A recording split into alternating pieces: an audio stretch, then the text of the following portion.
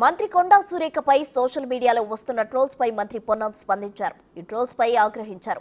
అధికారం శాశ్వతం కాదని బీఆర్ఎస్ నాయకులు గుర్తించాలన్నారు.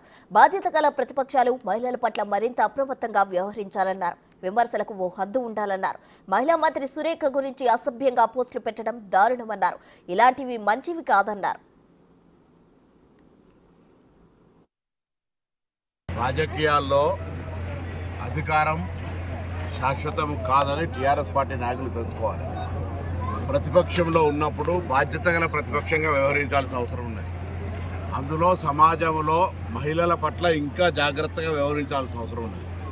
మీరు ఒకవేళ సోషల్ మీడియా ద్వారా రాజకీయ నాయకులను అవమానపరచదలుచుకుంటే దానికి కూడా ఒక హద్దు పరిధి ఉండాల్సిన అవసరం ఉంది. కానీ ఈరోజు ఇటువంటి పొలిటికల్ యాక్టివిటీలో జిల్లా మంత్రిగా ఒక కార్యక్రమంలో పాల్గొనే సందర్భంలో మరొక ప్రజాప్రతినిధి గౌరవ సూచకంగా ఒక మాల ధరింపజేస్తే కూడా దానిపైన సెటార్లు వేసి అది అవమానపరిచే విధంగా, మొత్తం మహిళా జాతిని అవమానపరిచే విధంగా మరి పోస్టులు పెట్టి దాన్ని పబ్లిసిటీ చేస్తున్నటువంటి వాళ్ళ పట్ల తీవ్రంగా ఖండిస్తూ ఉన్నాం. ఇది మంచి పద్ధతి కాదు. ఇది గతంలో కూడా మేము బోనాల సందర్భంగా ఆనాడు మేయర్ గారి పట్ల కావచ్చు, లేదా ఇతరత్ర మహిళా ప్రజాప్రతినిధులు ఇలా రాజకీయంగా స్థానిక సంస్థల 50% మహిళలకు రిజర్వేషన్ ఇచ్చింది సోనియా గాంధీ గారు. అదేవిధంగా చట్టసభలో కూడా రిజర్వేషన్లు చేయడానికి ఆలోచన చేస్తున్నటువంటి తరుణంలో ప్రజాప్రతినిధులుగా క్షేత్రస్థాయిలో తిరిగే సందర్భంగా అనేక కార్యక్రమాల్లో పాల్గొంచుకుంటూ ఉంటాం.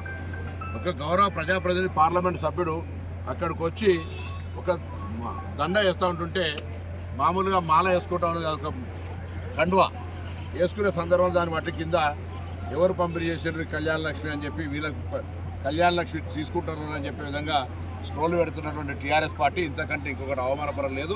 దీన్ని యావత్ మహిళా సంఘాలండి.